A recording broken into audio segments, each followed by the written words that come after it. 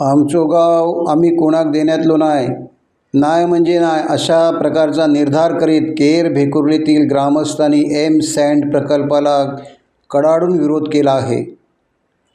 गावाच्या पर्यावरण रक्षणासाठी जीव पणाला लावू, पण जमिनीचा तुकडाही या प्रकल्पात येणार नाही असा निर्धार व्यक्त करीत भविष्यात प्रकल्पाचा विस्तार आणखी मोठा झाल्यास गाव आणि परिसर उद्ध्वस्त होईल असा इशारा देत रानमाणूस प्रसाद गावडेंच्या उपस्थितीतच ग्रामस्थांनी कडाडून विरोध केला आहे.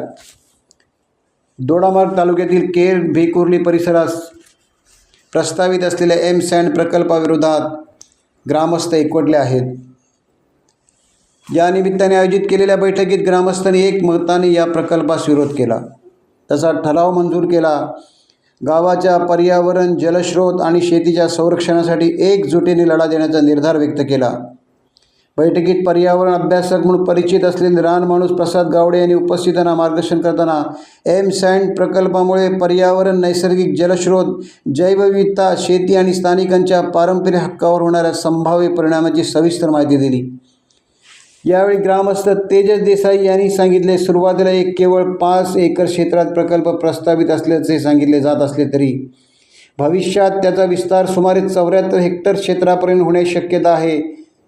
त्यामुळे मोठ्या प्रमाणावर नैसर्गिक संपत्ती धोक्यात येऊ शकते अशी भीती यावेळी त्यांनी व्यक्त केली. प्रेमानंद देसाई यांनी केर डोंगर आणि परिसरातील जमिनीचे ऐतिहासिक व सांस्कृतिक महत्त्व असल्याचे अधोरेखित केले. विकासाला आमचा विरोध नाही, मात्र पर्यावरण आणि स्थानिकांच्या भवितव्यावर परिणाम करणाऱ्या प्रकल्पाला आमचा कायम विरोध आहे. आज आवाज उठवला नाही तर येणाऱ्या पिढ्या आपल्याला जबाब विचारतील असे मत त्यांनी व्यक्त केले. बैठकीदरम्यान अनेक ग्रामस्थांनी आपली मते मांडली.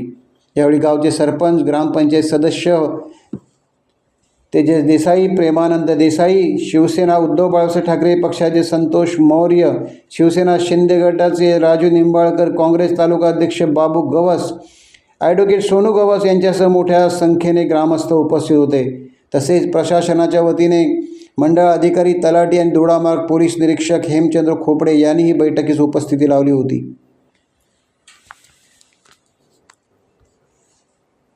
अशी मागणी आपण लावून धरू हवी की आमचं गाव एक आदर्श गावा, आमच्या गावातल्या लोकांनी जैवविविधता जपलेली असा आणि त्याचा क्रेडिट आमका द्या.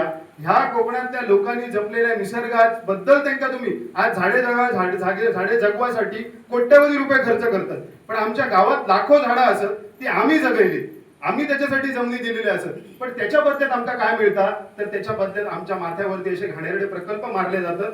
त्याची धूळ खात आम्ही जगायचा काय? आणि एकदा का असे प्रकल्प इले की गावातल्या लोकांका मजबुरीन गाव सोडूचा लागला की मग नंतर ऐसर वेगवेगळे कॉरिडॉर निर्माण करायचे, प्रकल्प आणायचे आणि कोकणात एक केमिकल झोन डिक्लेअर करायचो. टाइम्स डिजिटलला लाईक करा, शेअर करा, सबस्क्राईब करा आणि बेल आयकॉन दाबायला विसरू नका. Times digital.